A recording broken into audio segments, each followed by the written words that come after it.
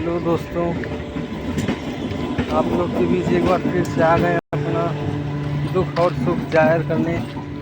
आप लोगों को हमेशा बताते रह रहे हैं कि आप लोग मेहनत करिए, बस हम ये कहेंगे आप लोग खूब मेहनत करिए, पढ़ाई लिखाई पे ध्यान दीजिए। आप कुछ कर रहे हैं तो उसमें ध्यान दीजिए, मेहनत कर दीजिए, फालतू का समय मत बर्बाद करिए, नहीं तो आप लोग भी एक दिन अफसोस करें, बहुत पछताएंगे।